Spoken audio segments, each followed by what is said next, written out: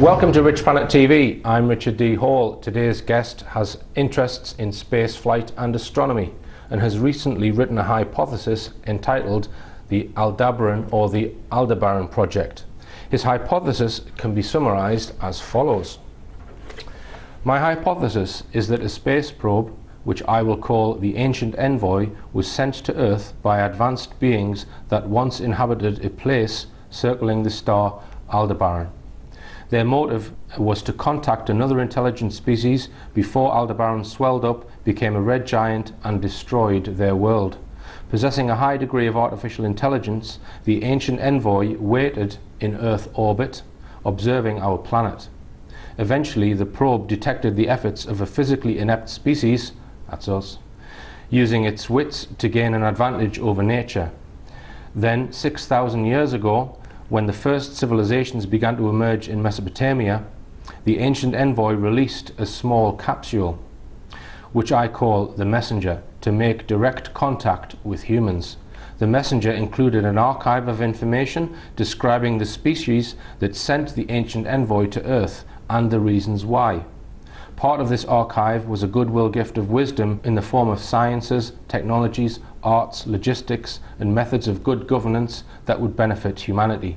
This made sense to me because, though primitive in comparison to the Ancient Envoy, the Pioneer and Voyager probes we have sent beyond our solar system and to the stars contain archives of a similar nature. So, welcome to the show, Derek Willis. Thanks very much. It's great to be here. Now then, it's a very interesting hypothesis, Derek, and just to point out first off, it is a hypothesis, and you've not got photographs of this ancient satellite. Just explain what you mean by a hypothesis first. Well, I mean, basically a hypothesis is a series of pieces of evidence that point towards something. It's not proof positive. The whole idea of the project is to seek evidence and therefore to prove the hypothesis. Right, and that evidence comes from several different strands, yeah. But just tell us, before we get into some of the evidence, what's your background, and because you've done some very interesting things with your own space rockets, or rockets, just tell us about your background. Well, being of a certain age, I was born into the space age, and I remember the Apollo projects and the Skylab projects and so forth. And consequently, I've always had a lifelong interest in space flight, and particularly in rocketry. I also was very interested in the idea of an independent space program. So Civilian space program, yeah. So probably it's getting on about 20 years ago now, I started designing and building and launching my own rockets. Because you did start a science degree, and you're now doing an astronomy degree. Just tell us about that. Yes. I studied physics and electronics at Lancaster University, but I dropped out towards the end of second year. But about 5 or 6 years ago, I began a part-time degree at the University of Central Lancashire in astronomy. So I currently have like 2 certificates in astronomy, and over the next 2 or 3 years. So you actually developed your own fuel for these rockets that you were tinkering with. Just tell us about that. Yeah, there's basically 3 kinds of propellant inside a rocket. You can either have liquid propellant or solid propellant, or a hybrid, which is a mixture of the 2. And in the late 90s, I came up with this propellant which I called ASPROP, which is aerated solid propellant. And there's a matrix of the propellant, which is a solidified hydrocarbon, but inside that there's millions and millions of bubbles of compressed oxygen, which act as the oxidizer. Right. And did you get that patented? I put a provisional patent on it back in 1997, but because of various things that occurred, I've not really taken them much further. And this method of propellant, was it likened to an aero bar, or that was what gave you the idea? Yes, just tell us about that. Well, I was literally eating the bar of aero in my garage at the time, right, and saw the bubble structure, right, and kind of thought, well, if instead of bubbles of air there was bubbles of compressed oxygen, right, then it would work as a propellant. right. So now, at some point, you actually got sponsorship from Nestle. Yeah. Because of this, that it was like the idea that you got it from a bar of chocolate. Is that why they sponsored you? Yeah. But so the first rocket that you built, were you being sponsored at that for the first one or not? Well, the very first one I wasn't. Right. So tell us what happened there, because you launched it on the moors in Northumberland. Is that right? Right. Just tell us about that. It went about 1,000 feet. I mean, it was a fairly small rocket. It was about a metre or so tall. Right. It's just very primitive prototype, but that led to some publicity. And so when you launched it, did you recover it when it came down? Oh yeah, it was on a parachute. It was on a parachute. Yeah. And did the parachute work? Yeah, everything worked. And so who else was there observing this first launch of this rocket then? Was it? There was about 3 of my friends at the time, Right, who were sort of into amateur rocketry as Right. well. Right, okay. So do you not need permission to do that kind of thing? Well, you do.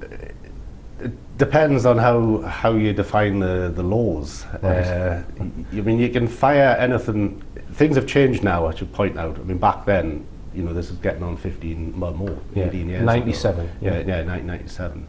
There were actually strict laws, but amateur rocketeers like myself would just kind of ignored them. Right. Otherwise. Right, all right. So then the publicity then brought a little bit of sponsorship from Nestle. Yeah. So tell us what happened then. Well, I basically got a phone call from their PR company who said, look, we've seen in the newspapers and on local TV what you're doing, and there's obviously a link with Aero and Nestle. Would you like some money? Right. And so I didn't say no. And so you set up, or were involved in setting up, the Space Quest Foundation, which was like an amateur rocket society which had a workshop. Is that Yes. right? Yeah. So, and then you built a bigger rocket then, is that? Yes. Well, we then built Aerospace One, which we flew. That there is film of it, which Nestle insisted that it was done almost privately. Right. Because they didn't, as far as I can gather, they didn't really want to be involved in some kind of explosion or something like that. So they wanted to know that it worked first. I see. So we Covering flew, their arses. basically, yeah. So we flew that, and it worked fine. Right. And then we built Aerospace 2, which is... There's a third rocket. Yeah. Yeah, that was your the third rocket. rocket. Yeah. And how high did that one go? Well, we didn't actually properly launch Aerospace 2 because we then, by that point, we were starting to get into a bit of bother with the history of Nestle. Right. So there was certain people who found out that Nestle was sponsoring your project weren't happy because of Nestle have animal rights people and other people protest against this corporation. Yeah. So that put pay to your funding, is that?